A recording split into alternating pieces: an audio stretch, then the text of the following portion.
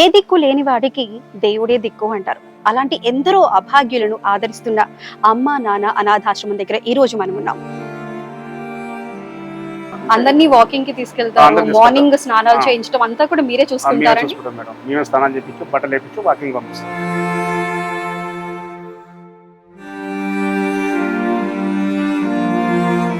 అమ్మ వాళ్ళు ఎక్కడ ఉన్నారు? అమ్మ ఇంటికాడ ఉంది. అమ్మ ఇంటి దగ్గర ఉందా? మరి అమ్మ దగ్గర తీసుకెళ్తా, వస్తావా నాతో పాటు? మీ ఊరు ఎక్కడ? రోడ్డు మీద పడిపోతా ఉంటాను, తెలియదు నాకు. తల్లి కన్నా ఎక్కువ చూసుకుంటారండి బాగా ఇక్కడ.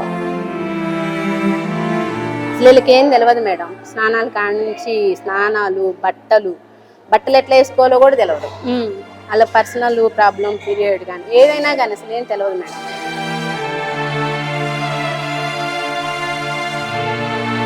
పేరు చెప్పు.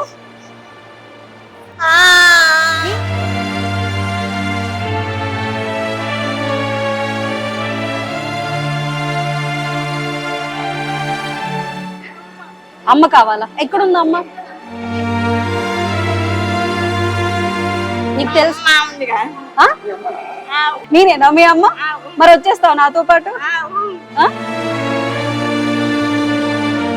అలా మీరు అసలు ఈ కార్యక్రమాన్ని స్టార్ట్ చేయడానికి మీకు ఆ ఇన్స్పిరేషన్ ఏంటి? ఇక్కడ ఆశ్రమం స్థాపించారు, ఇదంతా అసలు ఎలా జరిగిందంటారు?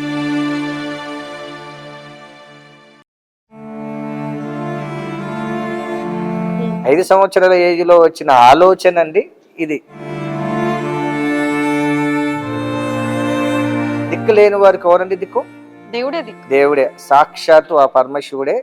నేను 5 సంవత్సరాల్లో ఉన్న ఏజ్ లో వచ్చిన ఆలోచన మళ్ళీ 2010లో మళ్ళీ పిలిపి వచ్చింది, సమయం వచ్చింది, సందర్భం వచ్చింది. ఆ 2010 నుంచి ఇప్పటి వరకు ఒక్కరితో మొదలు పెట్టిన వాళ్ళని ఈ రోజు 100 మంది అనాథలు ఉన్నారండి. నీతి నిజాయితీగా ధర్మంగా కష్టపడి చేస్తున్నాను.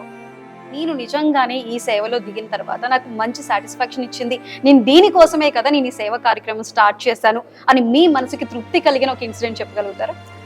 రోజు కొన్ని 100 మందిని తీసుకొచ్చి మంచి చేయాలనే కోరిక నాకు. కానీ ఇలా ఇంతమందిని కాపాడిన సంతోషం